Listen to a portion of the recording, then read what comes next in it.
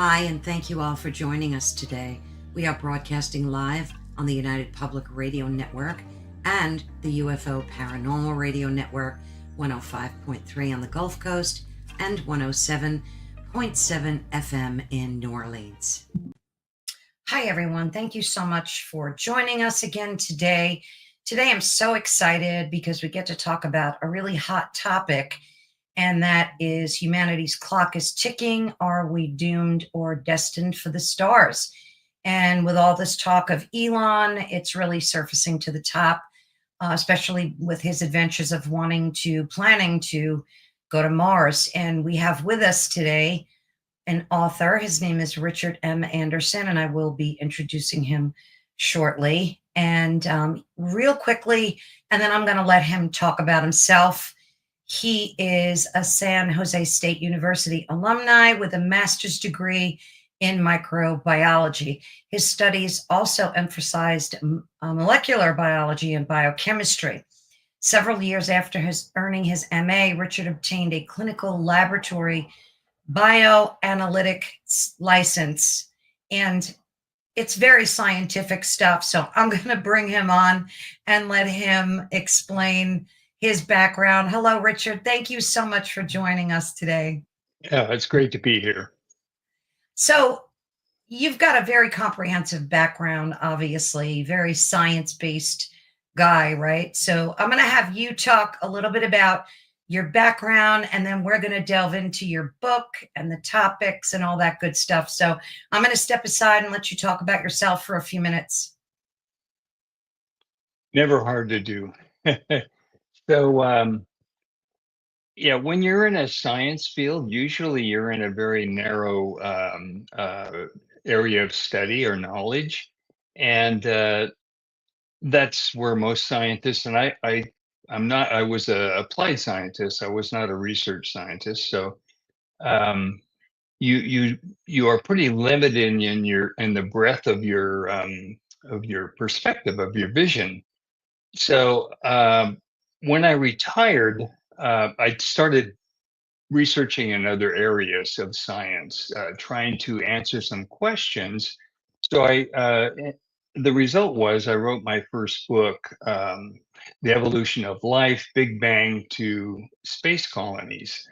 And I wanted to show the connection that we have back to the origin of the universe and how the universe evolved, and how our Earth evolved with the moon, its magnetic field, and so forth, and how evolution, different parts or different turning points in evolution resulted in us.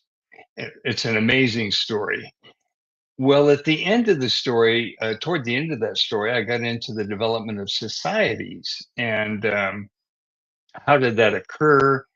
And how did humans learn to work together in societies and against each other? How did war develop and that sort of thing? Agriculture, how did we self-evolve?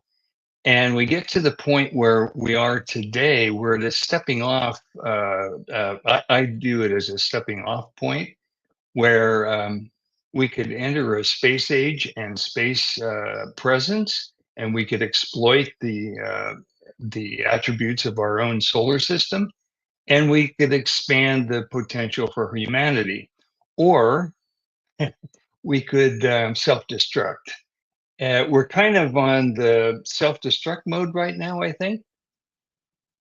So that's taking a pessimistic view. The more I learned about ecology, our environment, what we're doing, how we're not changing direction, how embedded our culture and our economics are, it isn't likely that we're going to change our direction on Earth until we have a catastrophe. Humans tend to respond very well to a catastrophe, but to a creeping disaster, we look the other way, or we don't acknowledge, or we're in denial. So I think to get over that pessimism and to look to a more positive future, I decided to write my first novel, which was Outbound, Islands in the Void. And this was yeah, there it is. Beautiful cover, by the way. Um, how would we survive? How would we overcome the obstacles of space and bring our ecology out into space, which is what we would have to do. So, in the beginning of that book, there's an illustration of the protagonist in his bamboo treehouse in a space island, and it shows a lot of foliage. And I know that most space drawings and things like the motion picture 2001 or Star Wars, they don't show anything living except for the people on board. And you cannot survive in space without a full, robust ecology, similar to what we have on Earth. So that was where my takeoff point. And then we would have to create our own microenvironments. We'd have to create for one thing, we'd have to create gravity, which is called standard gravity, which is the average gravity on the surface of the Earth. We spent billions of years evolving in this gravity, and we have NASA has studied long term, and I mean a year, slightly over a year, um, astronauts in space to see what the effects of microgravity would be on their bodies and their psyche. And they found, of course, everybody's familiar with the bone loss. There were also some organ changes, brain swelling, um, none of it good. Uh, they got they got taller, Yes. but that wasn't a good thing because the discs in their spine absorbed Yeah. more of their fluids, and they got a little bit taller. Uh, but the fluid compartments of your body, and I don't remember how many compartments. There's the blood system, the lymphatics. There's Mhm. the nervous system. You know, the cranial fluid. And they're all balanced, and they're all designed, or they're all have evolved to function in our Earth gravity. So it gets messed up when we're in microgravity. So that's the first thing we'd have to do is create a gravity, create a centripetal gravity by a rotating colony where we would live on the inside surface rather than the outside surface like we do on Earth, and uh, that that would create one gravity that there's some differences between centripetal force and linear centripetal acceleration and linear acceleration, um, but they're essentially the same in how they would affect our bodies. So we could exist in that kind of a situation, but we would Yeah. have to create an environment, and we would have to create a society that is a lot different than the societies we see today. We can look at some examples on Earth, and we can extrapolate and say we could create small societies in space islands that would be compatible, that would be relatively risk-free from internal conflict and so forth. But that's a major concern Yeah. because we haven't solved it on Earth. Don't we have seeding stations on Earth already? 'Cause I know I read about them where there are scientists taking seeds from like all over the globe and like storing it in case of a catastrophe or something like that. I know we have stuff like that. There, yeah, there's a number of different programs. Most of them are not government funded. Most of them are volunteer. Mm. The government has funded. The United States government has funded a seed program where they're storing seeds in Antarctica Mhm. and various other things. with the current administration, they would probably, I don't know if that's continuing. There's a private volunteer group that is actually collecting seeds from pine cones, different pine cones. When you replant a forest, one of the problems we have in replanting is we tend to go toward a monoculture. So we lose a lot of the diversity of the trees that are in the original forest, say post forest fire. So these scientists or biologists are out there, and they collect pine cones from various species of trees ahead of time. And I was reading an article about it. It's pretty interesting. They have to roast or heat the pine cones to have them open up to release the seeds, and then they have to categorize them and store them in bins.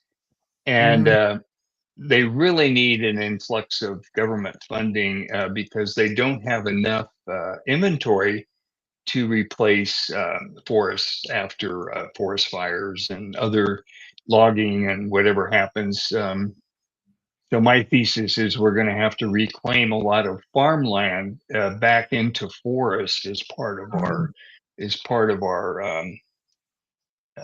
solution to global warming. There's technologies that people are proposing, but when you get right down to it, the best method is to try and restore natural habitats. So that's Yeah. Well, have you ever thought maybe it's not such a good idea to duplicate what, our living conditions here on Earth somewhere else? Because I read a study, and trust me, I'm no scientist, but I'm interested in it, where it's the reverse, where we thought that these CO2 levels were coming from like our technology, human behavior, when in fact they're coming from greenhouse gases, which are causing, the effects of global warming. It's kind of like reversed. So maybe we're better off not growing forests and duplicating what we're doing here on Earth. Maybe we're better off looking into like synthetic foods and things that you can produce without having to bring the burden of reforestation. well, I'm talking about Earth with the reforestation. In space, a lot of the food will be produced by fermentation in tanks. There won't be fields of, you know, of Yeah, lettuce growing or exactly. carrots. So they're two different things. So in space, what I'm proposing, or what I write about in my novel, is you develop an ecosystem that is much simpler than anything on Earth, but it is a complete cycle. So you have to generate enough oxygen for the animal life, and that's people mainly. Yeah, You have to generate it, and there's enough carbon dioxide and have that amount to support the plant life. And this is part of that cycle. There's a carbon cycle. There's a lot of right. different cycles in nature. Well, you're not going to duplicate all of that in a space island, but you're going to duplicate something that works a lot like it.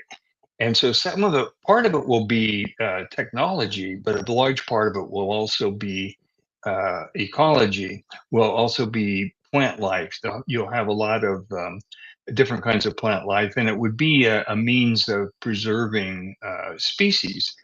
So Yeah, if you have a cluster of colonies, and this is the way I write about it in the book, you have a cluster, and then there is a manufacturing, robotic manufacturing facility that's part of that cluster that helps maintain the islands. Um, you have, for lost my train of thought here. oh, that's okay. You, yeah, you, um, Well, let me ask you this. So you're talking about two different scenarios. One is like an apocalyptic black swan event that would take place like on Earth, that would right. be catastrophic, and we would have to rebuild everything that we're used to and that we currently have in place. And the other scenario is populating a planet such as Mars or whatever and kind of replicating the same thing. So these are like two separate they're scenarios. they're they're two separate things, but we have to remember that evolution on Earth, and is 2 or 3 billion years in a long process that has developed and adapted to. Well, there have been a lot of cataclysmic events on the planet, and that is directed evolution. Right. But we are the end result. Everything living today is the end result of this long evolution on the planet. So we have to accommodate those needs in space, but we don't have to replicate Earth, except we would want to I postulate we would want to replicate those parts of Earth that we find emotionally comforting and attached to. For example, most people like to, if they get a chance, to have a nice walk in a forest, on a forest trail, and you get the terpenes and the chemicals from the trees, and you get this is part of our psyche. This is part of our emotional needs. So we have to provide some of that in the space environment. So when we're talking about islands in the space, there we would have different islands that would have different ecologies. So one could be a tropical island ecology. It could mimic a tropical island. Another one could, well, let's take an alpine, but could have some skiing. Okay, some alpine events. Those are extremes, but I mean, we would vary the different islands, and they would have small micro ecologies, and so you would live, and they would be in clusters, so you could move from one to another. In other words, if you wanted to take a holiday, you could move to a different island for a weekend or a week or whatever, um, much like we travel here. So, in a sense, that's a social need. That's a need that we need for variety, because one of the big issues is isolation and confinement in small spaces. Right. Um, I know, first time I visited Hawaii, I got island fever. All of a sudden, after I'd been there for quite a while, I'd been everywhere, and and I felt trapped. I go now. I don't feel that, but it was just because I'm used to, California. You can travel to Yosemite. You can go to the Sierras or Lake Sure. Tahoe, the redwoods in the north. It's a big state, so we have open space. When you're on a planet like Mars, and what Elon Musk is proposing, and some of the pictures that I've seen of a city on Mars, they completely don't make sense to me. Uh, First of all, you wouldn't want to live on the surface. You would be indoors all the time. It's a very harsh environment. It has 1% of Earth atmosphere, so you need a spacesuit, or I call them surface suit. The My Mars book will be out May or June. This is Oh, nice. the cover. The cover is a space ladder, a space elevator on the planet, and I can explain why I think we would need one if we go there. Um, so what I did in this next book is, we're covering Valles Marineris, which is a rift that runs about 4,000 kilometers along the equator, roughly from uh, Olympus Mons, the largest volcano in the solar system, and it runs about 4,000 kilometers east of that along the equator. And so my story is, we cover that, we add an atmosphere, and we create an environment underneath the cover, and it can be a mile or two deep in places, or more. So it's a huge rift. It makes the Grand Canyon look like a puddle by Yeah. comparison. So you could create a society there. You would still have the problem of it's only 38% of Earth's gravity. So in the Meta Mars book, I invent some things to create one gravity for people living there, so they don't. If they ever want to return to Earth, you will acclimatize to where Mm. you live. And if you're talking about settling any place in space, you're talking about generations, and you're talking about gestation. You're talking about do you want to gestate your next generation in zero gravity or less than standard gravity on Earth? I don't think so. We don't know what the effects might be, Would be, yeah. and but we can assume they wouldn't be what we would want. Would they grow the same way? Would fetus grow the same way? We don't know. So you would have to create very Earth-like conditions, and See, I find that kind of like paradoxical in a way because in my mind's eye, I would never want to recreate what we're doing here on another planet because largely it's not been good and largely it's been destructive. I mean, yeah, there's great stuff about the earth and there's lots of good people and all that good stuff. But I would be of a mindset to not bring a lot of what we're used to here.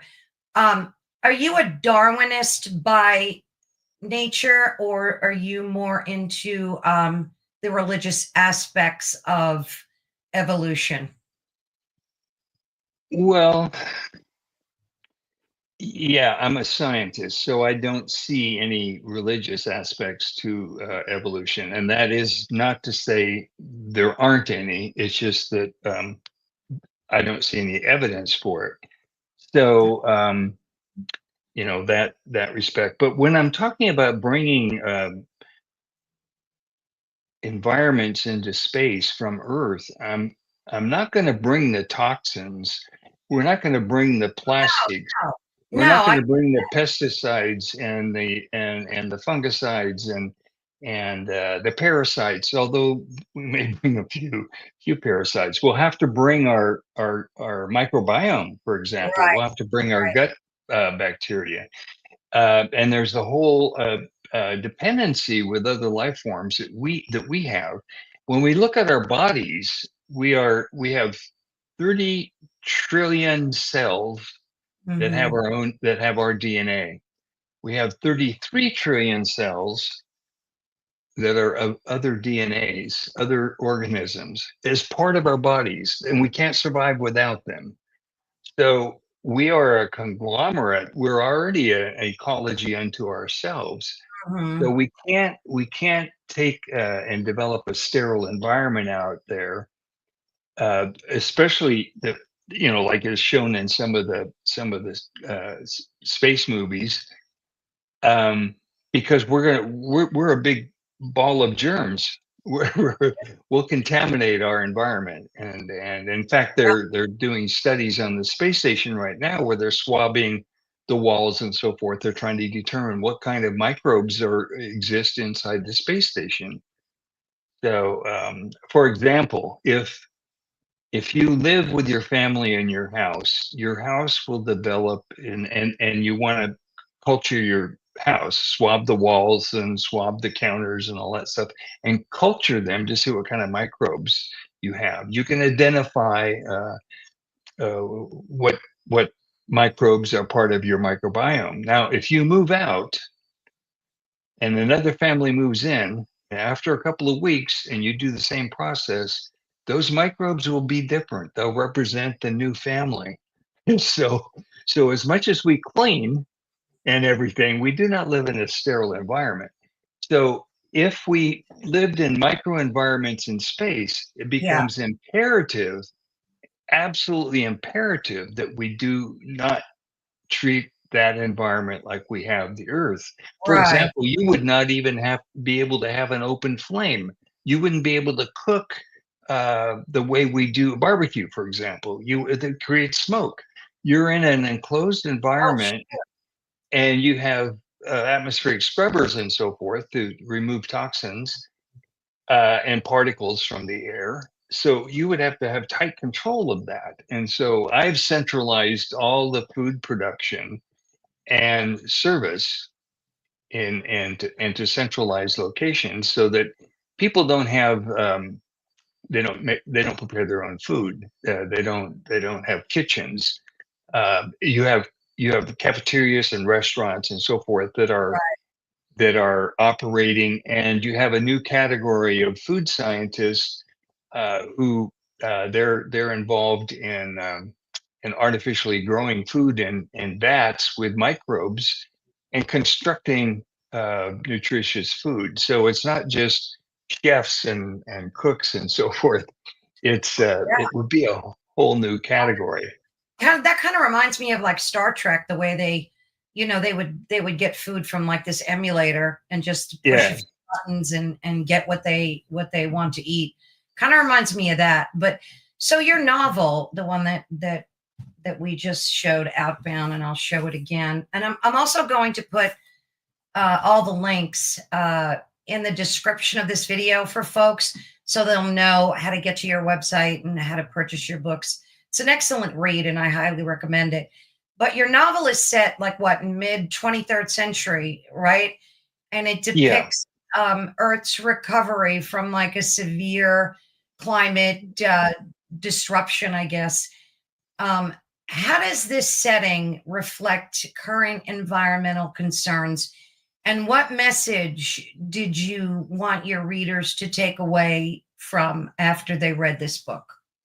Well, you can talk about deforestation. You can talk about the destruction of the Amazon, the warming of the seas, and the death, dying off of diatoms, which produce most of the oxygen in our atmosphere. They live in the ocean. They're very temperature sensitive, so they are dying off because the water is warming. They're moving into thriving in colder areas, but it's really significant because they produce we think the Amazon produces the oxygen. It's kind of a neutral carbon dioxide oxygen situation, but the diatoms are highly efficient photosynthesizers, and they produce most of the world's oxygen, which we depend on.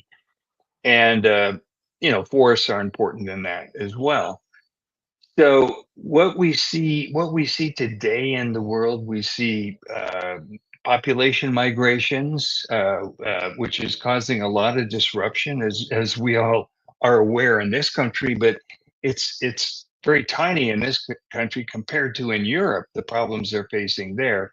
And in general, the populations are attempting to move from third world countries, which are more equatorial in general, toward more temperate first and second world countries to seek their fortunes, to survive, to seek a better life.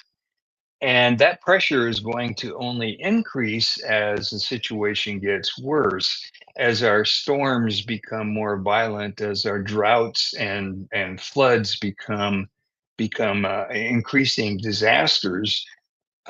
It's going to affect those people in these tropics and subtropics more than the more temperate zones, I believe. Although the temperate zones we're suffering there too. So in the book, I have population migrations to into Canada, into Northern Europe, into Northern Asia, Siberia. In fact, there's a central government that's in Nuuk, Greenland, which has been in the news. But the central government parliament for the whole world is in Nuuk, and then there's a resort in South America. I mean South America, in Antarctica, and at the South Pole, in fact. And there's skiing resorts along the Transantarctic mountains.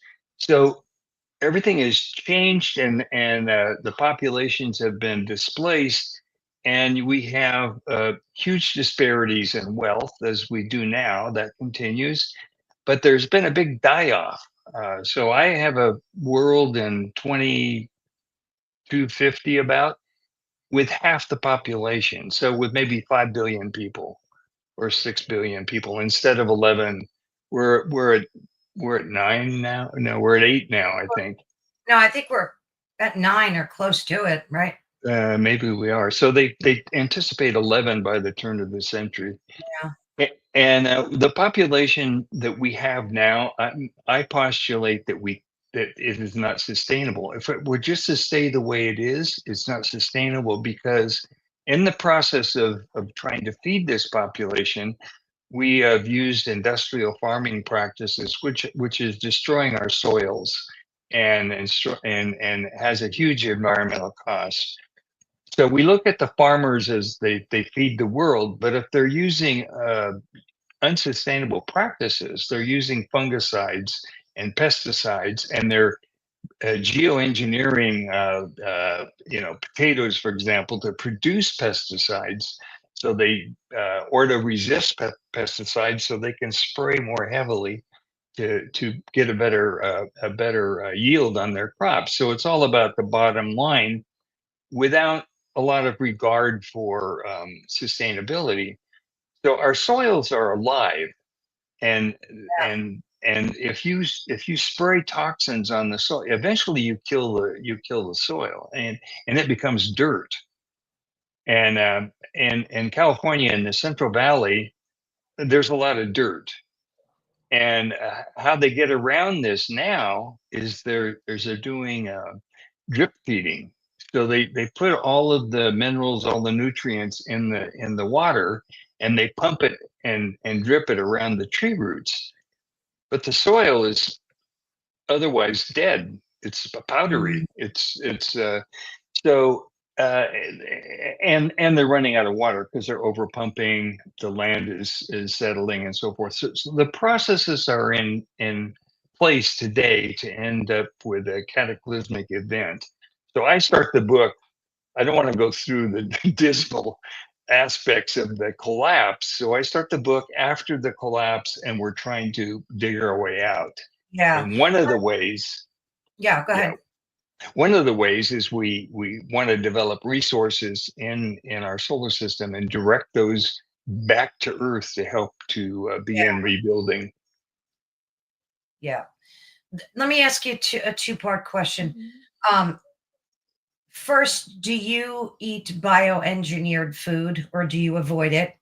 And secondly, isn't a lot of what's happening to the earth cyclical in terms of, I mean, I watch a lot of documentaries on how they do those ice digs and they look at what happened thousands of years ago and Yeah. look at climate change, and a lot of it seems very cyclical. We go through this melting and warming and freezing. And what's your thoughts on both of those things? Well, let's talk about and what was the first part? Do you eat bioengineered food or do you try to avoid it? Oh, okay. When you look at something like GMOs or bioengineered foods, you have to look at who benefits, who's funding the research to develop these wheat seeds, for example, or corn. Yeah, I know the answer. yeah, Pharmaceutical, right. It's the pharmaceutical. bottom. Yeah, it's the pharmaceutical. It's the food Yeah, industry. It's yeah, so they fund the research. And the reason they fund what they're looking for is how to increase profits, right. not how to provide better nutrition.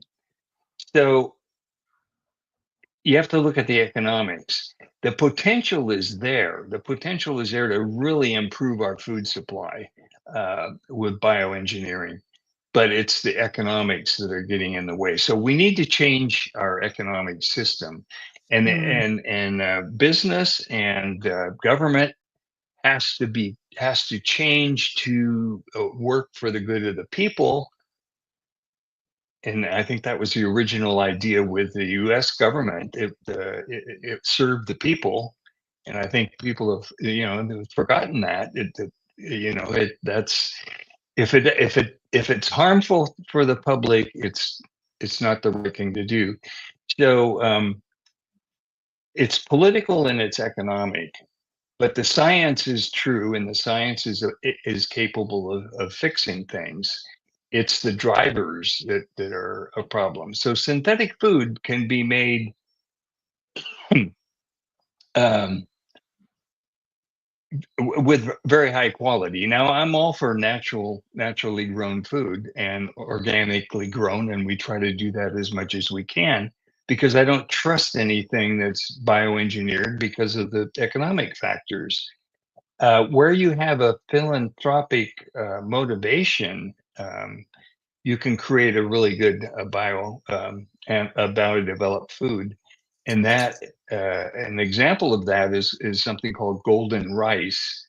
So rice is lacking in some key nutrients. Can't remember what they are, B vitamins or something. I don't remember, but it's lacking in these key ingredients. So they engineered the rice to produce those nutrients, and you can grow it just like you grow regular rice. It doesn't take any more fertilizer, any more water, or anything else, but it does provide a better palette of nutrition.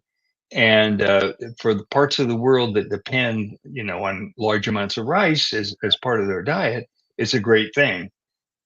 It Unfortunately, you don't see it around. It hasn't really spread. I think it's available, but I remember reading some years ago about the development of golden rice. Um, so it's possible to answer your question. And the second Okay. part of your question was, Um, um, Jeez, I forgot now. So the yeah, first part was, do you eat bioengineered food? yeah, And oh, geez, it'll come to me. But getting back to the bioengineered thing, because a lot of people are becoming a lot more aware and awake about it. uh, Like, I'll be grocery shopping and I see people, a large amount, reading labels and avoiding GMOs and things that say right on there right. that they're bioengineered. I mean, I personally have really avoided in a big way purchasing anything that's been bioengineered. While I know that most of, like, if not all of our corn and bananas and all those things are genetically modified, what do they do? Do they take the seed into the laboratory and splice it? And how do they modify these things? What do they Well, do? yeah. Um, okay, we've been modifying food for centuries, by hybridization, by Right. crossbreeding. We see something we like in one strain, and we want to add it to another strain that has another quality, and so forth. So that's been going on forever. With the bioengineering, they they get right down to well, there's a number of ways they can do it, but one way is called forget the name, where they can actually change the DNA. They can actually Yeah. insert. They can modify it. So they've done things. For example, to tomatoes. I used to love tomatoes. They had this beautiful flavor. They were juicy, tender. You could eat them. I eat a whole tomato. A little bit of salt. You just eat Yeah. this thing. It was great. They're pretty flavorless now, and they have really tough skins. And so they Do. were they were engineered for shelf life. And Awful. in the process, they They're like white inside. Some of them, did yeah, you notice? They have like this white thing yeah, inside. I mean, so Awful. they're engineered, and the reason there was profit again. You don't want them to rot too soon, and that's an issue. So, but in the process of doing that, they lost the gene that produced this wonderful tomato flavor. They Oh, just kind of bred that out. So, yeah. so mistakes are made in those in that arena. And I wish I could remember the second part of the question because I had some really wonderful answers for you. It'll come to me, I'm sure. I have so many questions for you, so don't worry, it'll come back. But we're talking about obviously we're talking about humanity's lifespan, and is our clock really ticking, and are we destined to head for the stars? Now we're looking at what, hundreds of years in the future, if not at least 100. What's the projection that you have? I know Elon's getting everybody all psyched, and people think we're going to be going up there next month. But what's your projection as to, when we can really start colonizing up there? um, yeah, that's why I set it out there 250 years in the future, because I don't think it's imminent. You can look, he's looking at the technology. I want to build the rocket that's going to be able to deliver, passengers to Mars. That's a very, very tiny part of the problem, because once you get there, um, you're faced with tons of problems. And one of the issues that I have is that with NASA and with Musk in their Mars plans, nobody has proposed, or at least made it public, that they're working on a rotational spaceship, which would be necessary to create one gravity. So you're spending 5 to 7 months, whatever, traveling to Mars in microgravity, and then you get there, you land, and there's nobody to help you off your spaceship Right. because you can't really walk. So the whole idea is you would have to send a bunch of robots first to establish Oh, yeah. habitats. There have Mhm. been proposals where you would send a fuel production facility that would actually make your return fuel and produce that, and you could measure it from Earth, and you could say, okay, the tank is full. I guess we can go because we have return trip fuel. So, but the trip itself, uh, you need to establish one gravity for that. Now, NASA has a plan, the Artemis plan for the moon. They want to put a satellite around that will be part of the South Pole base that NASA wants to establish on the moon, and they'll rotate astronauts between the South Pole and this satellite space station that will rotate around the moon. And the and and the study, or the purpose, is they're going to mimic a Mars voyage, and test systems and so forth, to see how, what they need to do before we make the trip to Mars. But nowhere there have I seen the proposal to make this a rotational satellite, so that you could create one gravity. So actually the moon base people, astronauts, could come up and rehabilitate, and then switch crews and so forth. That would be my idea. So in my book, Meta Mars, Outbound Meta Mars, which is coming out this spring, I I have a space satellite system called the rehab station, and people go periodically into orbit, go up to the rehab station to rotate at one gravity, and they have gyms, dance halls, restaurants. It's a resort kind of, but it's to rehab their. It's gravity rehab, so they go up frequently. And then I have to develop something on the surface when we develop this big colony inside of Marineris. Yeah. So, Richard, was the question about if the I think I was asking you about if the environmental issues were cyclical. That Oh yeah, that's right, right. Yeah, that's what it exactly. was. Yeah, Yeah, yeah, I knew it yeah, would come. yeah. Almost everything. If you look at nature and all aspects, almost everything in nature is cyclical. Mhm. Um, the thing with climate change is, it's rather than be it is cyclical, but rather than being a circle, it's more like a spiral. So like a spring. So we're moving around and repeating. We're repeating the seasons, and we're repeating things that happened before. Uh, but we're doing it at a different level. We're doing it with a warming planet. So there's another factor, and that people don't talk about, because we can't really change this, but the sun is increasing its output. and it will continue to increase its output until its last days, until it becomes a red giant. So we can't control that. We can't stop it. But we are aware that that's happening slowly. So we're never going to go back to. I wouldn't say we're never going to go back to an ice age. We could actually, but we're always going to be dealing with the issue of a continually warming planet. Um, but we will have seasons, and we will have tropical storms, and we'll have hurricanes, and we'll have floods and droughts. They'll just be more severe, as we're seeing today. They're more severe. They're more exaggerated. The polar vortex has shifted south. So when the southeast was freezing, Atlanta, Georgia, people were skating on ice, Yeah. digging snow.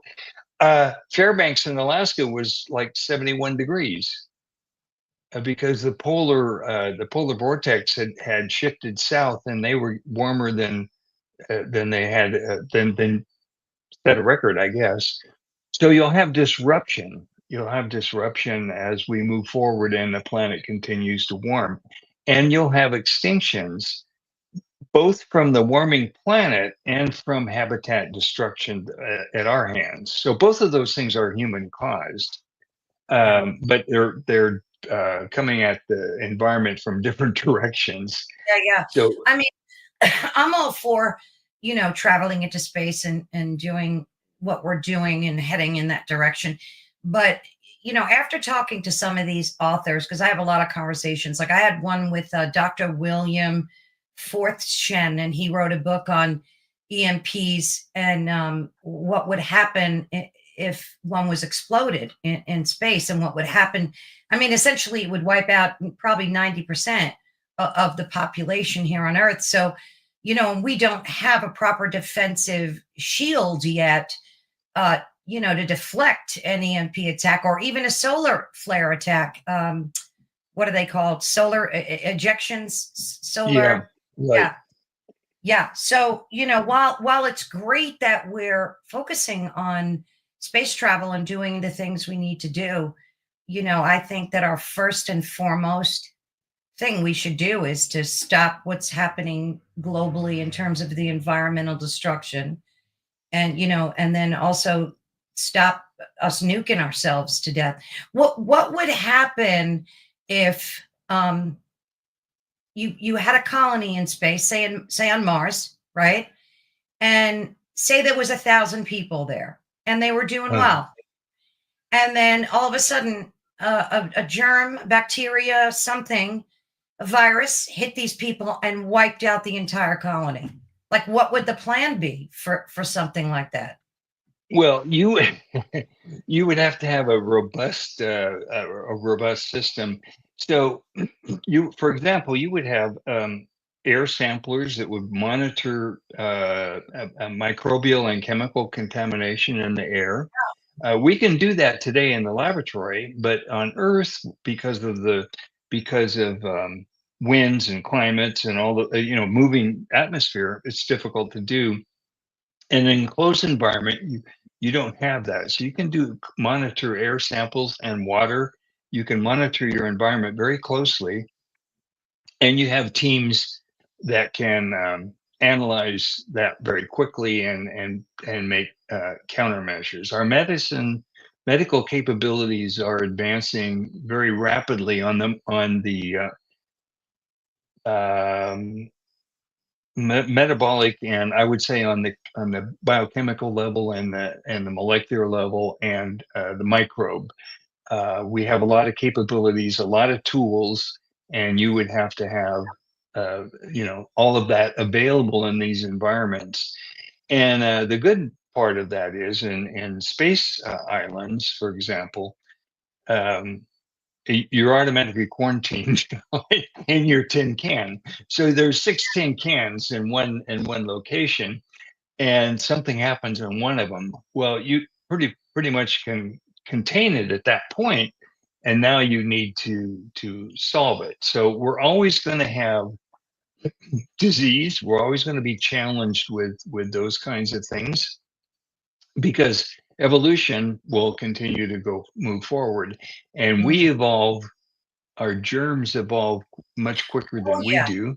yeah, Uh, so, so they're, just say that the microbes can replicate every 20 minutes, whereas we take maybe 80 years. Well, no, not that many. When we are in our 20s, we can replicate, or before.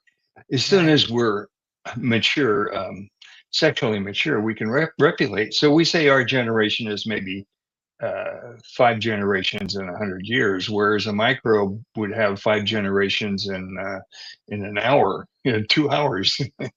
Jeez. um, so each generation allows opportunity for mutation and evolution. Yeah. Isn't one of the concerns about, exploring in places like the Antarctic, and also the fact that it's melting, a lot of it is melting, a lot of, that it unearths these new germs and viruses that have been buried deep in ice for God knows millions of years. Um, how would you take that into account on another planet? Like, again, through the filters, and you said we would have pretty good protection systems in place for that. Well, there's that, but the other thing is our bugs evolve with us. Yeah, So if they don't evolve with us, they probably can't do us any harm because they don't have access. They don't have the chemical connections they need to invade our cells, for example, or to interrupt our metabolism because they have a different system. So I think the risk for alien, contaminants, alien life, say there's microbes on Mars that come alive when we start to warm the soil and Valles Marineris and and create an Earth-like environment, and all of a sudden these Martian microbes that have been dormant come back to life. Well, that would be really interesting. I mean, if we find life on Mars, that would be the greatest thing in biology. I mean, yeah. I mean, it it's would have possible. huge implications. It's definitely possible. I mean, it's funny because you Yeah, look at Hollywood and you look at all of the sci-fi movies, and a lot of them are predictive in many ways. So if you right. look at a movie like Dune, I don't know if you saw Dune or watched the Oh original. yeah, of course. Most people have. It's a desert planet, and yet there was water underground, and they managed to live and function. But I thought about what you said before, that some of these movies don't really predict or feature like the reforestation of a planet or how they would do that. It seems like they kind of bypass that completely. Um, in your book, though, your story explores like human resilience, right, from Yeah, a yeah. near global collapse. So what elements of human nature did you want to showcase through your the actors, the protagonists in your book? Like, what was some of the redeeming, qualities that you wanted to showcase? Yeah, the first thing was if you're developing a civilization in space, the first thing the people are gonna come from Earth.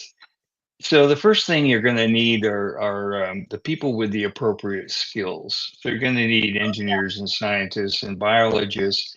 And as this grows larger, you're going to need your psychiatrists, your sociologists, your artists, your chefs. You're going to need all of the arts. You're going to need the social scientists in a big way. But these first people are going to be screened from Earth, and right at the present time, we can do brain scans and determine basically if there are any major defects in a person's brain. We can do personality tests, and they're getting more and more sophisticated. And I'm assuming that in 250 years, that those skills will be much improved. So we will screen people from this planet to put them in space. And number one, we don't have any psychopaths up there. Uh, Absolutely. Yeah. um, that's. And I put a religious fanatic in that category. Yeah. So these people would have to be screened to be compatible with one another, and also humanistic. In other words, they value the human condition and they contribute something to it. So our sociology, our psychology, psychological sciences, all of those things are going to be needed in this kind of an environment. And as you get into more generations in space, you're going to have screening procedures from possibly before birth, but on new life, you're going to have screening so that if there is a problem, you can maybe correct it before it becomes, in the developmental stage, you can correct the problem. But isn't And that to like eugenics and stuff like that, where you're picking and choosing like what kind of breed of human, and then yeah, saying, well, we don't want people with blonde hair, only people with black hair, and I mean that's like you got to tread that water carefully, I would think. that's a definitely a concern, but the motivation would be a healthy, a normal human with no defects. In other words, we can treat right now patients with sickle cell anemia. We can do a molecular treatment and excise the defective the point in the DNA, Yeah. insert the correct one, and they do that with the bone marrow, and then re-inject the bone marrow that's been corrected, and then the person, say they're homozygous for sickle cell, they will then live as if they're heterozygous because Yeah. they'll be able to produce enough normal blood cells to where they won't have a sickle cell crisis. So that's an intervention that I'm talking about. It's not about selecting a different type of people. It's about No, health. I, It's I know, about but it's like it's almost like with the topic of cloning. All of these scientific breakthroughs are good, and they also have areas that we need to tread very carefully on, because part of the human experience is, we're born with flaws, and that makes us who we are spiritually and emotionally. I mean, it just concerns me when you start nitpicking DNA and things like that. yeah. It is. It's swimming in ethical problems. Yeah, it So really right is. now, when they do these things, these genetic corrections, they're not doing it to the germ line. They're doing it to somatic cells. Right. So it's not getting into the genetic pool because we don't know enough. Even though this is a pretty simple correction Yeah. with the sickle cell disease, we just somebody's going to get into the germ cell with this research, and we don't know where that possibly could go. And there's been a lot of science fiction horror stories about genetically engineered people and so forth. Gosh, So yeah. Blade Runner, for example. Exactly. So Good movie. so anytime you have a new technology, I always say there's a double-edged sword. It cuts to our betterment, and it cuts equally to our detriment. And there's where we get into the ethical dilemma. So we are all flawed, and it's interesting because you brought this up because I deal with that in my Outbound Meta Mars, where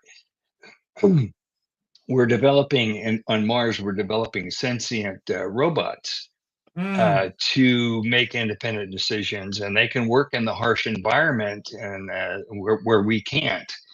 And then there are intelligent robots that aren't sentient, but they have high skill levels, and they can do all kinds of jobs.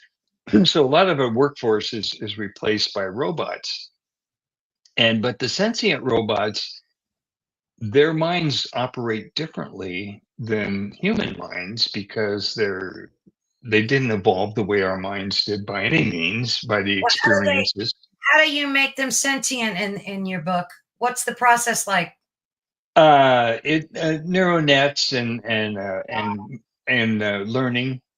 So they They learn from their senses. So they have eyes, they have taste sensors, they have touch sensitivity, and they would have to have these things to function in the environment. They have balance indicators, they have all kinds of, and all that sensory input changes their neural net minds. And do So, they have morals and values? well, this is what I'm dealing with. Yeah, they do, because they can see things as I've developed them. They can see with clarity, black and white, maybe some shades of gray, but they don't have the emotional conflicts that Oh, I like humans Spock. are. Yeah, yeah, sort of like Spock. So they wouldn't have the emotional baggage. So we do things emotionally that aren't in our best interest, or aren't in our spouse's best interest, or not good for society as a whole, because we have a need or an emotional desire. And so these sentient robots, they're worse than Spock. They don't have any, but they have other abilities. So Mm. will they take over and become our guardians? Will they become our overlords? And if they did, would that be a good or a bad thing? So I'm leaving those as open questions. Yeah, that's a slippery slope for sure. I'm, I'm not going Especially, to answer it. I'm going to pose the yeah. question. Are you gonna like pose it and not come to Yeah, any? well, we'll talk about different aspects of it in the book, and different experiences and different things that happen. I have one scene where these robots are working at a food production facility alongside some technicians, and these two technicians decide that they can put an additive into the food that will improve its palatability, and improve its stability, and people will buy more of it. So Mhm. but it has long-term uh, disastrous health effects. Oh, But gee. it over maybe 30 years, you're not going to pick it up right away. So the three robots are working alongside the human technicians, and they realize that this additive is going to harm future humans. And so they notify the human technicians, and they say, don't distribute this, because it's going to harm people. And and they start distributing it anyway. And so the robots end up killing them. And then there's a big part of the story that evolves around that. And so the question is, they killed them because they were saving people in the future from disease and illness because of Mhm. this food additive. And in the present, had to sacrifice a couple of humans. And of course, there are all kinds of repercussions and all of that. But that's the ethical dilemma they were faced with. So now the society decided, well, when we have sentient robots, we're going to have to teach them our legal system. There are legal procedures to go through. If these people are doing that, you have to bring it to the attention of the authorities, and you go through that process. First of all, you stop them from doing it, and then investigate, and that whole bit. So that was just one little Yeah. scene I don't in know. that book. It seems like there's a very deeply rooted philosophical question that comes up when you talk about these type of topics, whether it's AI or traveling to Mars. Very deeply rooted, whether you're spiritual, religious, or not, because it always comes back to that human beings are flawed. People don't like them. They either want to depopulate the planet, get rid of them, change them biologically. It's like you can't win. It's like a no-win scenario. Yeah, so that's the other question on our longevity. Do we deserve to live far into the future and populate other heavenly bodies and so forth, or will we evolve away from this current situation? And one encouraging thing is that we find evolution hasn't stopped, it's continuing. Sure. And our society and our lives, our daily lives, uh, impact our brain. Our brains change, the wiring changes, we become different people. And then in the book, I use, let me see, and the first book was a science book on evolution. So in the science book of evolution, I talk about, well, I think I did in the second book too. I talk about the societies of chimpanzees in the North Congo in Africa and bonobos, which are their cousins in south of the Congo. And they're two different societies. So the chimpanzees are male dominated, highly aggressive, and they have they gather and control the females. They're aggressive to any outsider. They have gang rape gangs. Jeez. If you want to, a parallel with a human society.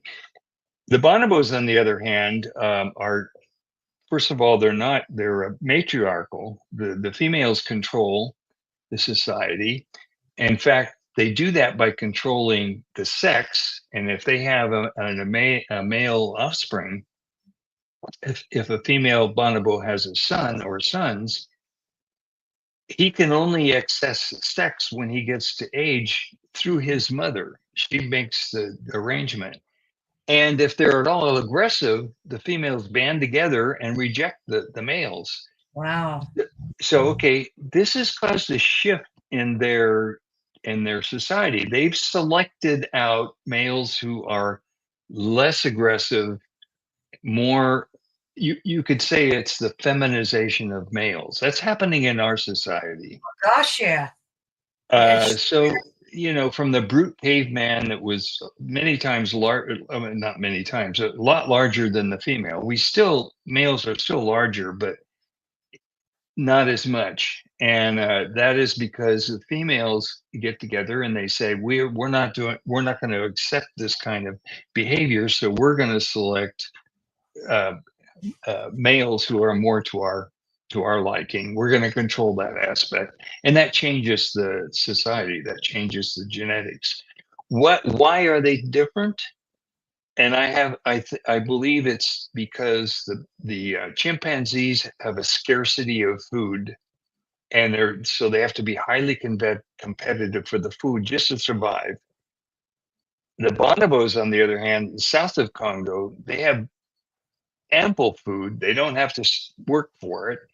And when a new member of a different tribe of bonobos comes to visit, they welcome him into their tribe. Mm.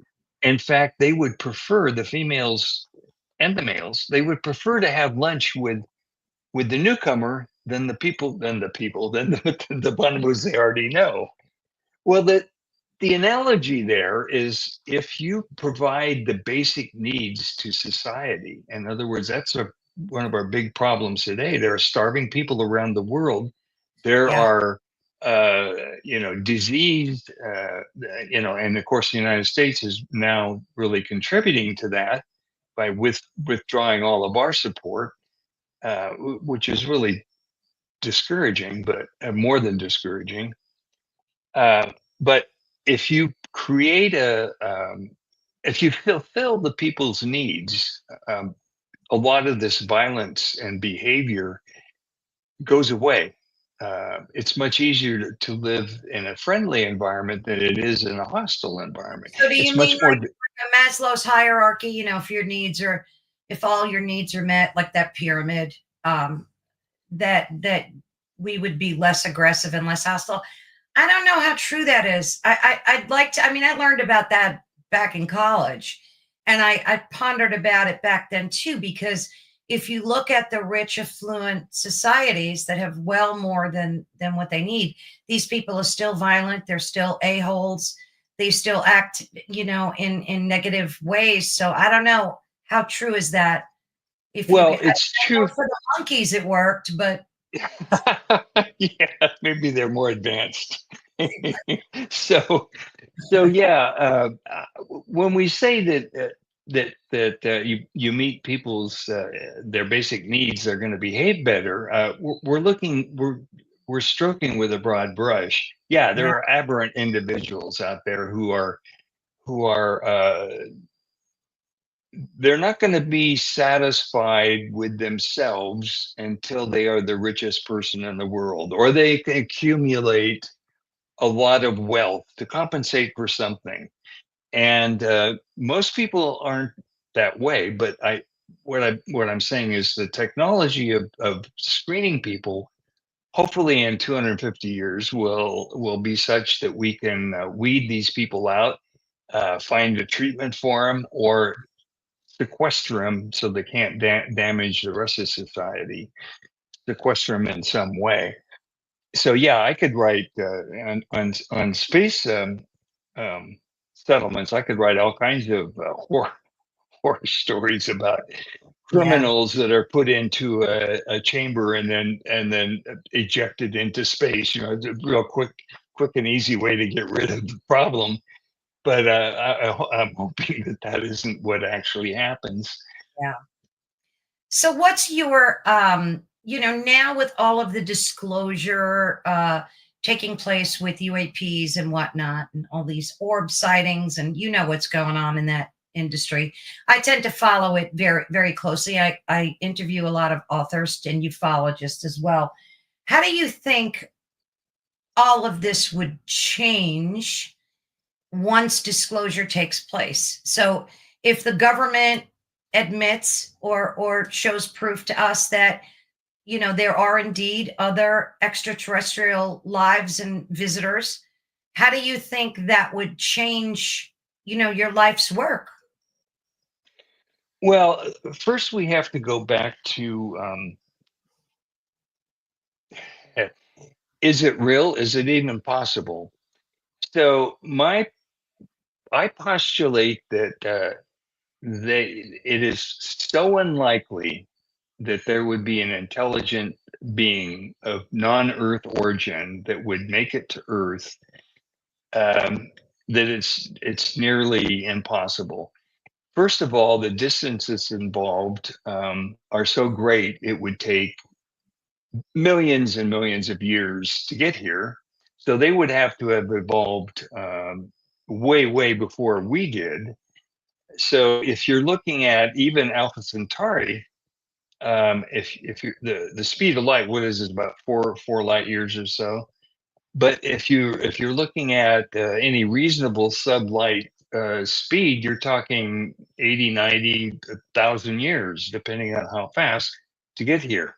Now, they would have to know we were here to start with, and our presence bubble, our presence only goes out maybe 125 years or so, or even less than that, because the first radio broadcast would not we're not strong enough to leave the planet.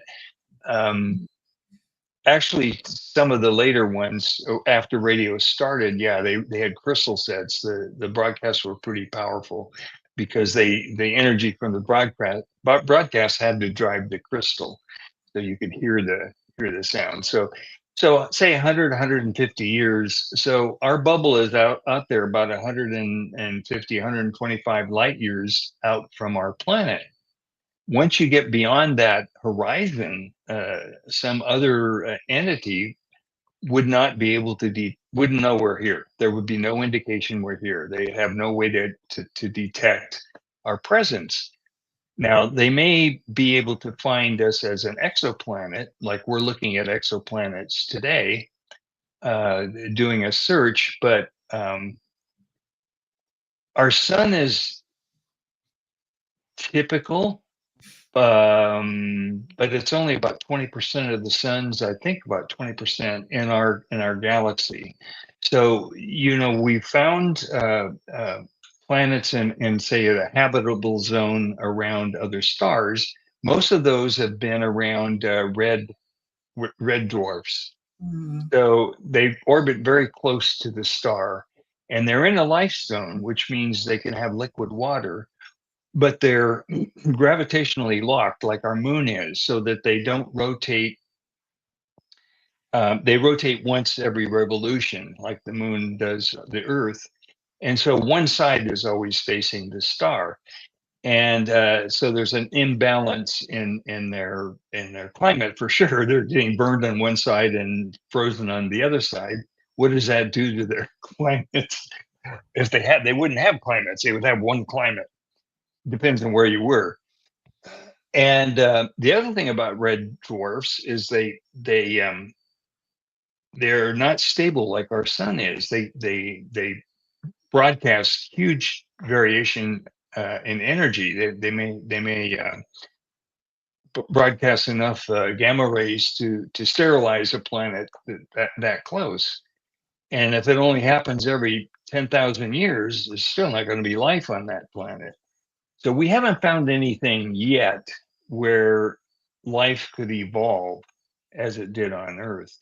There are some places where possibly we could exist after we've evolved and we have technology and we could build protections for ourselves. Mm-hmm. So we could live on Mars. We can build a situation where we could live there, but we could not have evolved there. Well, Life.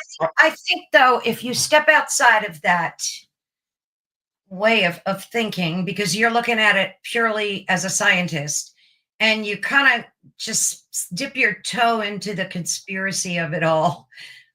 They're talking about multidimensional travel, that these entities wouldn't travel the typical way that, as you just explained, that they would travel through time warps, wormholes, dimension shifts, things like that. And if you look at the number of sightings that we've had and the amount of stories of people having, they don't like calling them abductions, but we will just for the sake of the conversation, where these entities are abducting people and communicating with them and having this type of contact, plus the fact that Google just released a quantum chip.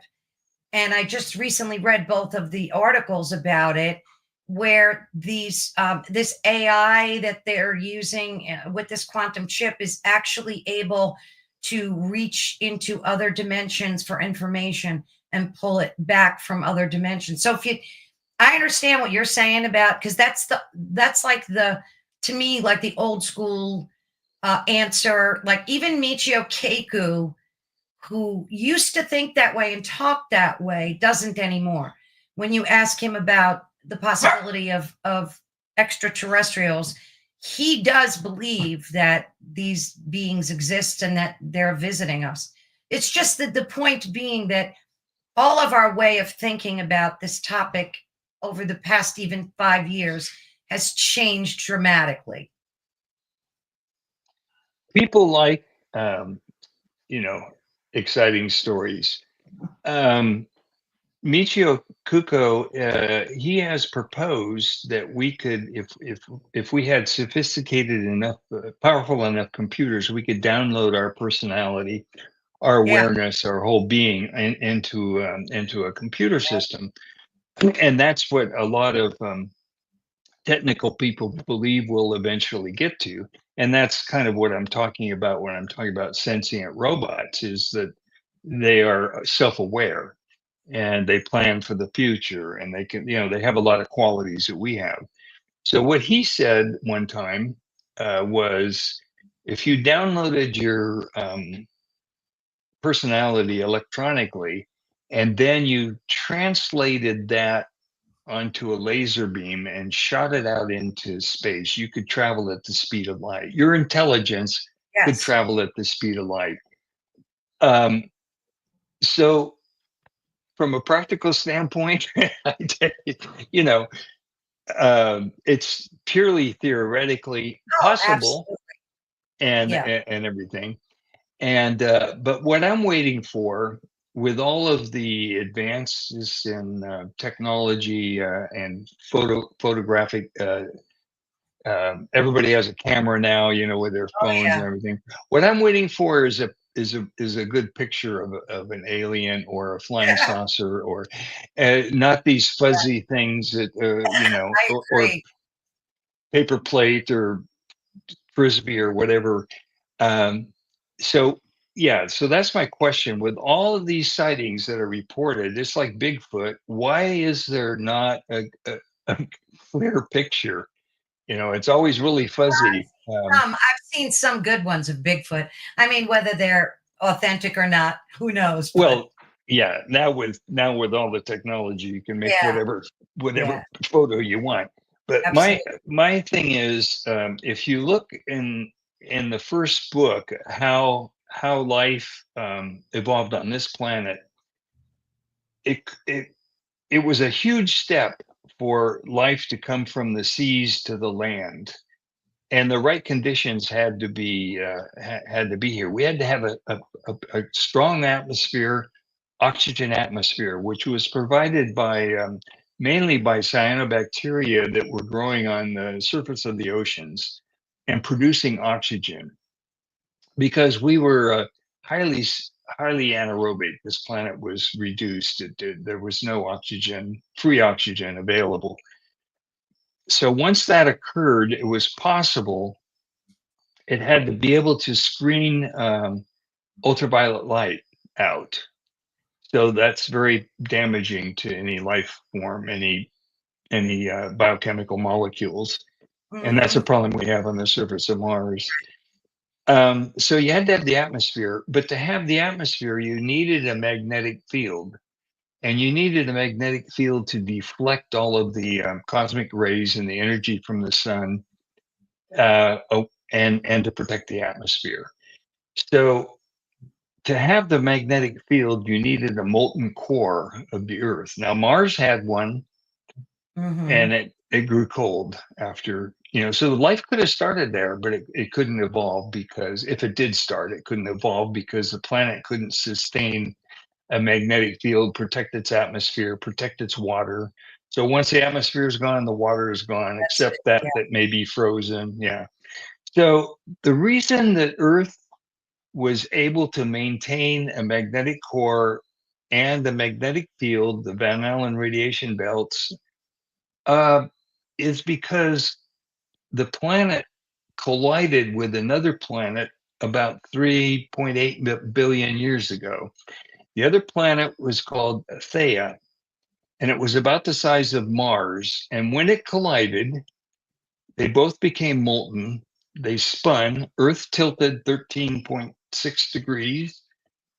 The moon spun off and left most of its heavy elements with Earth. So the density of our planet is greater than the density of Mercury, greater than the density of Venus, greater than Mars, and everything.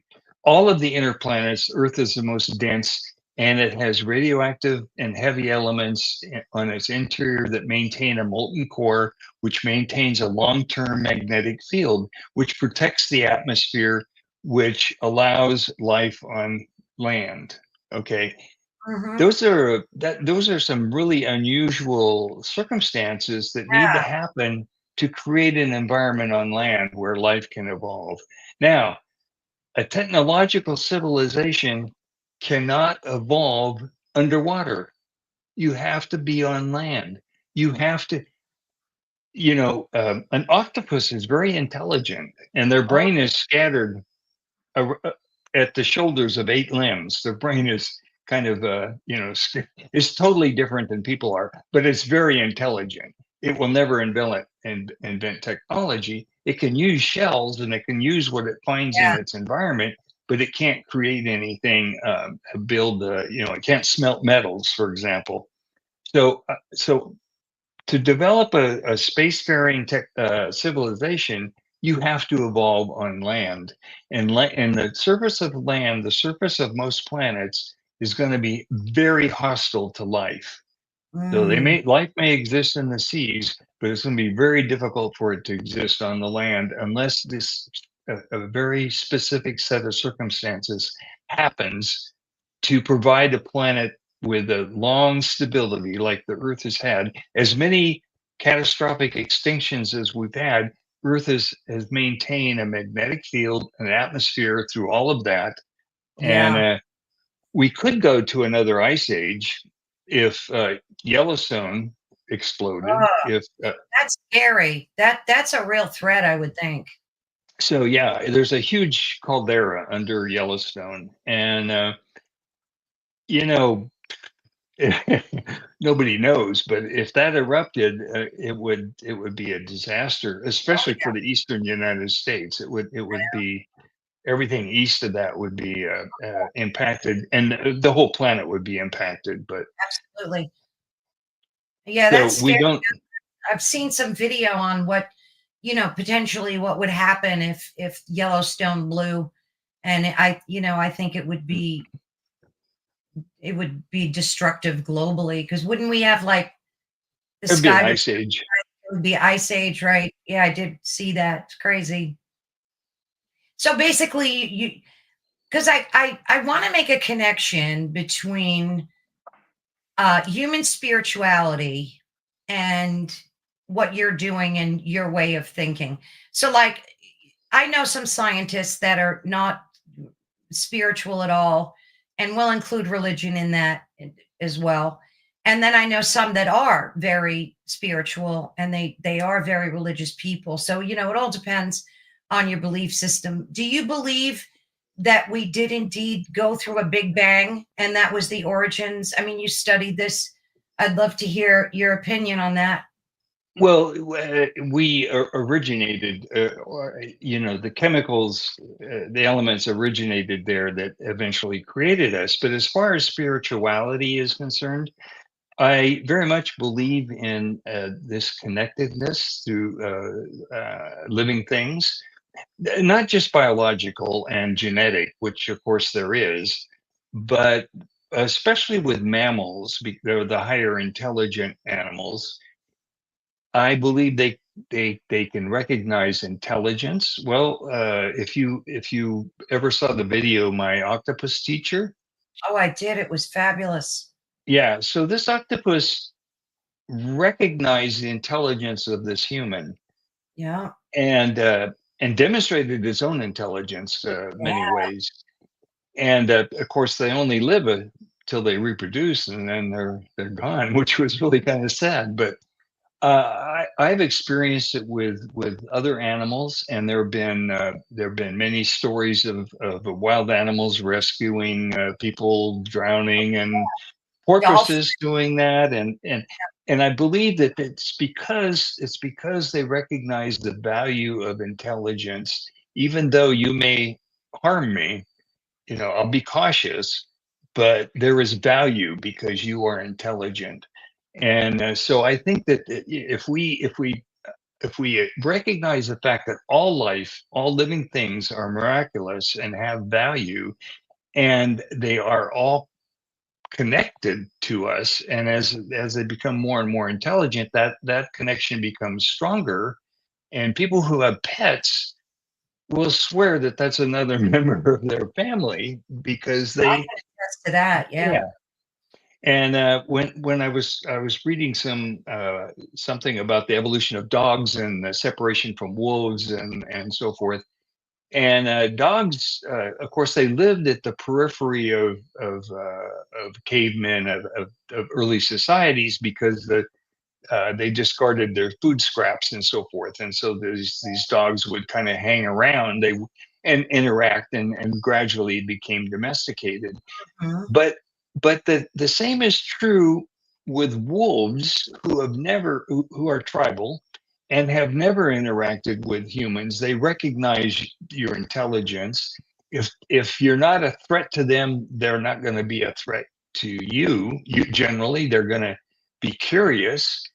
And if you I live on the West Coast, so if you ever have the opportunity to go whaling and see whales, and these whaling observation boats that go out with tourists and so forth, the whales sometimes will approach the boat and come out of the water with their eyes. So they're curious. Who is this? Who are these people? They want to know about it. And so I do believe that in spirituality. I had an interaction with a hummingbird. I love hummingbirds, and they're small, and you think, well, it's a bird brain, but the ratio of the body mass to the brain mass is what imparts intelligence, and so Right. hummingbirds are very intelligent. So I was, this is years ago, but I was standing with a hose and I was watering a dry spot on the lawn. It was kind of a hard spray, and then I was watering some bushes across the yard because I was too lazy to walk over there and do it. So I was spraying across the yard, and this hummingbird flew up to my face, and they have this long beak. So I was thinking he's going to put my eyes out. I kind of backed away, and he backed away, and then he approached my face again, and somehow communicated to me that he wanted me to. The spray was too hard, so I just Oh put my this.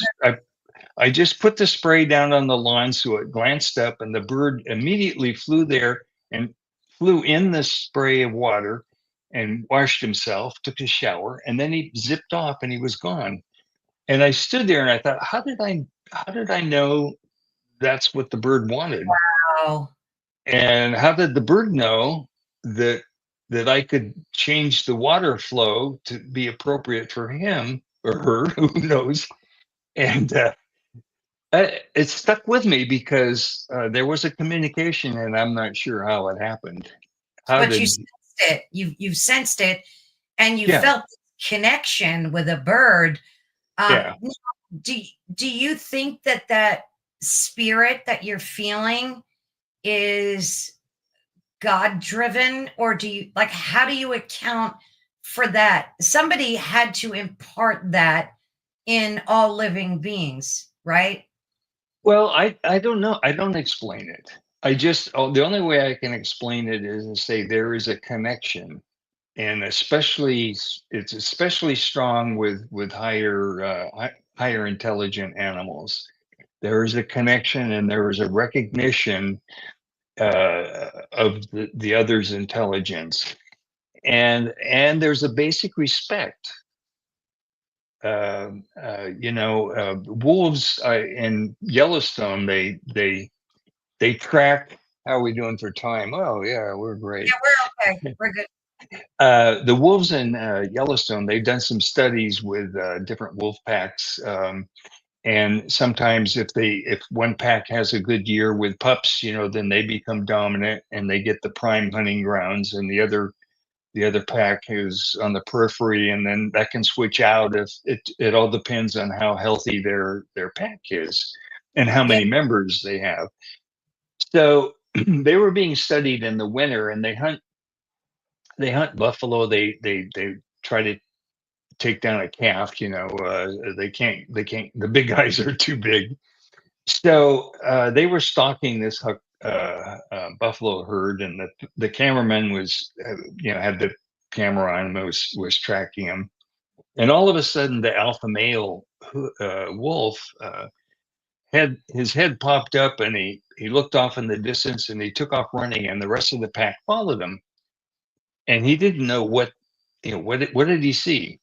So he moved his equipment so he could follow the wolf pack and see what they're doing. Well, what he had seen was there was an old buffalo who was bison who was going to die, and was being accompanied by a young bison, maybe an offspring, who knows.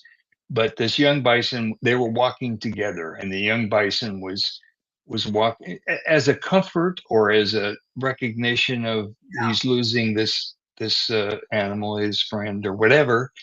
yeah, He's escorting this out into the away from the herd. The wolves came up on these two bison, and they didn't attack or anything. They just walked along beside them until the old guy finally keeled over, and then the young one yeah. left.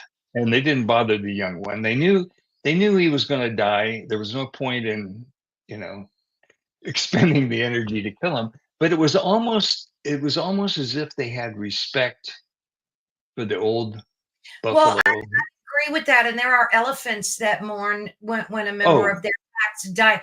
Now, Z's son made a good point. He said that he believes that that communication can happen with all animals. And I agree. I saw a woman on YouTube who was raising, I don't know the name of it. It's this tiny little spider. It's the tiniest little thing, but it has the cutest face and like these cute little feet.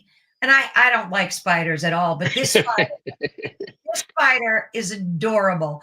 And she was raising this spider and it came to know her and communicated with her and would touch her. I mean, and I agree. I think, all animals are capable of that intuitive vibe that humans get Yeah, with yeah. your hummingbird. Yeah, it's and you have to remember the spider is tiny, but with a tiny brain, but the ratio there, so they have some quite a bit of intelligence, Absolutely, and absolutely.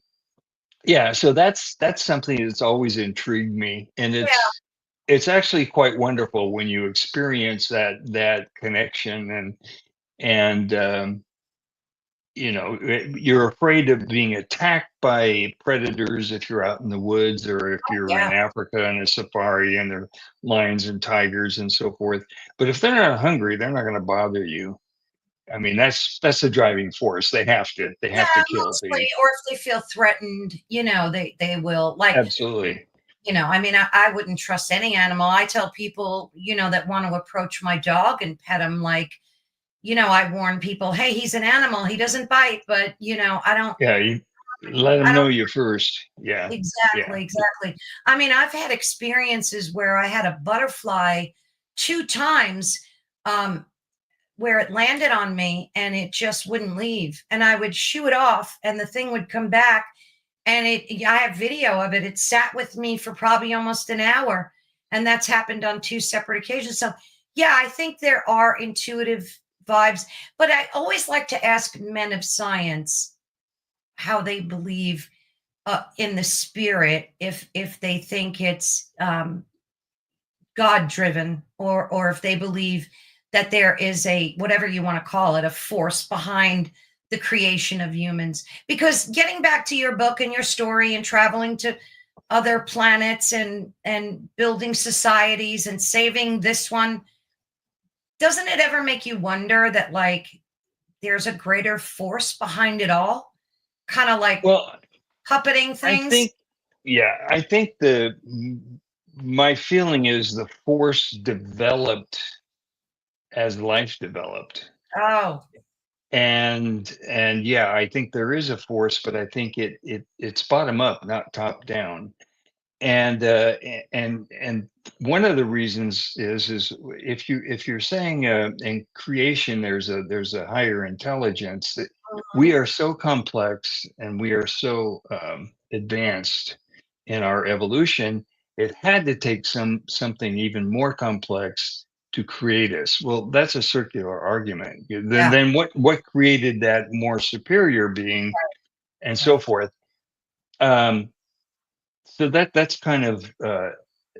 that's one aspect. The other is if I were a creator, um, I wouldn't have stuck so many flaws I in, know. in my creation. I Um, know. we can look at, for example, back to the octopus. The octopus has a more advanced eye than we do. Yeah. It can't have a separated retina Ah, because the eye evolved from different tissue layers than the human eye. So, and when you talk about we still have our reptilian brain, it's not like we started from ground up and rebuild. We had to build on, evolution right. evolves on what already exists. So if it was top driven, it would be a new design and a better design. If it's bottom driven, you bring a lot of the baggage along that has evolved before. Right. So in my book on evolution, I talk about how the way we walk is is a direct result in the fact that we evolved from fish. So there are three life forms that evolved two life forms that evolved from the seas to the land. The third one would be plants, but of animal life. So there were the bottom dwellers, the crabs and the snails and all of this that crawled along the bottom. They could eventually crawl out of the seas when the conditions were right. And they were the free swimmers, the fish that had a flotation bladder to keep them at an optimal depth without work. They didn't have to swim to stay at it. That was a major evolutionary advance over a shark, which has to continue to move. And they have movable mouths. They can pump water past the gills to get oxygen. So So they're much more advanced. do you think we evolved from the sea then? Is that Oh, absolutely, oh absolutely. All really? life came from the sea. Yeah, all life. So the fish swims in an undulating motion. So it has pectoral fins and it has a tail, and it sometimes has other fins in the tail.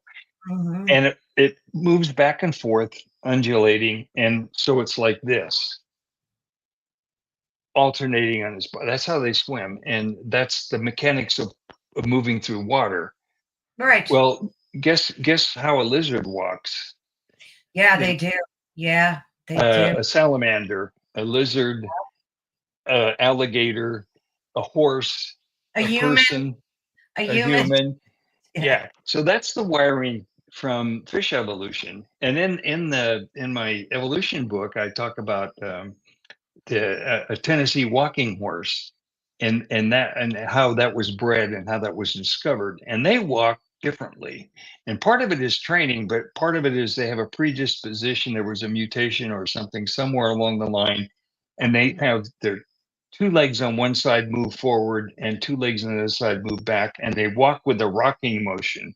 And they were used in the South and plowing fields because they were so strong and efficient by walking. It was a better design. It was a better design. Yeah. My wife's grandfather used to ride Tennessee Walkers, and he said if you ever rode one, they were so smooth, they would put you to sleep. They would rock you to sleep.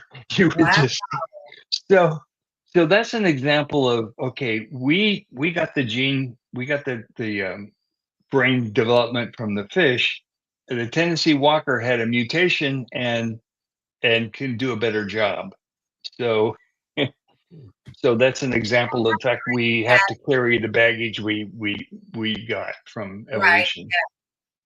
Yeah, I mean, it makes a lot of sense that it is from evolution, like you said, the baggage that we got. But I don't know. For people that do believe in a higher power and Jesus and biblical things like that, they because I remember in college we had this big debate between the two worlds.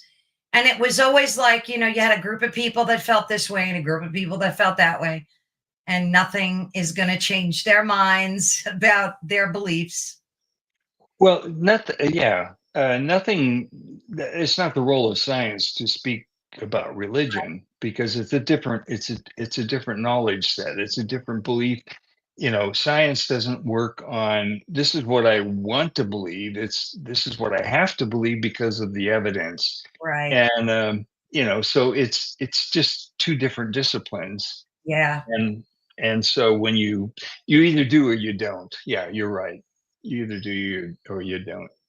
Yeah. Uh, And like I said, I've interviewed a lot of, people that come from science with science backgrounds. Some of them are very religious, they kind of take that with them into their studies and they work it and weave it, even though they're very scientific and a lot of them believe in evolution. They think God structured that way. And, everybody has their way of narrating their own story. sure, sure. Well, thank you so much for joining. I would love to have you back because I have like probably 30 more questions that I wanted to get to that we didn't. So I would love to invite you back again in the future so that we could finish. Maybe when is your Mars book coming out? The Mars book will be out in May or June, I think. It's in copy editing right now. they're trying to find all the misspelling, all the bad words. Well, I'm sharing your website right here. And again, I will have the link in the description of this video as soon as we're done. No, I think I put it in there already. And if you want to check out Richard's books, please do so. They're available on Amazon, and I'll make it easy for you guys and put the link in the description as well. But I'm almost done reading this book, and it's an excellent read. And then we have your other book here, The Evolution of Life, right? You wrote that first, right, Richard? Right. Yeah. Started with that. And in Yeah. fact, that led to the second book. And then this is the Mars book. You can Oh, let me see it. see. Wait, let me stop sharing. So, yes, and it's called Outbound Metamars. Great. Metamars. Yeah. I'll definitely have to get a copy of that. Well, I thank you again so very much. It was such a pleasure speaking with you. You opened up a whole new world for me, and I'm hoping our listeners as well, as to how to process and think about this big topic. And hopefully humanity will survive. Yeah, that's my hope. I look Exactly. far to the future to see a solution, though. Yeah. Well, I hope that, the people that kind of control what happens reach out to folks like you. Are you working with anybody in the government or in any of the industries to kind of give them information? And I'm retired, and we're actually I have some marketing people working with me. So this next year, after the Mars book comes out, I'll probably travel around and do some presentations to different societies. Could be science fiction. Like even Star Trek, they had the holodeck, and the reason they had the holodeck was they recognized that people needed a different environment. You needed variety. You could reproduce whatever you wanted in that holodeck. I didn't include that in my Mars book. that would be awesome, though. I wouldn't mind a holodeck myself, Oh but yeah. Oh, well, I'd have one at my house. Yeah. yeah, that'd be great. I love Star Trek even till today. Very Yeah. foretelling for our future for sure. But thank you so much, Absolutely. and I will be in touch with you again. Maybe we can, if you've got some free time, we could do a part 2 of this. That would be awesome. Oh sure. Yeah. After the Mars book comes out, that'd be ideal. Awesome. I will be in touch. You take care. Okay. Thank you again. Thank you very much. Bye bye, dear.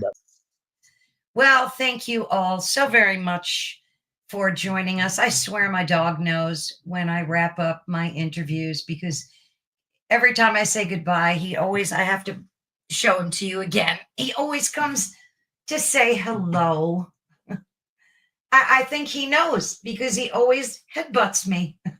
Anyway, Oliver says hello and sends his love.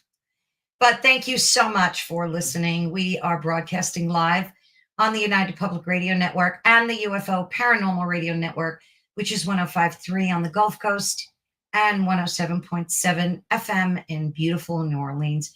And I love when you guys join the chat room and ask questions and comments. So please feel free to continue to do that.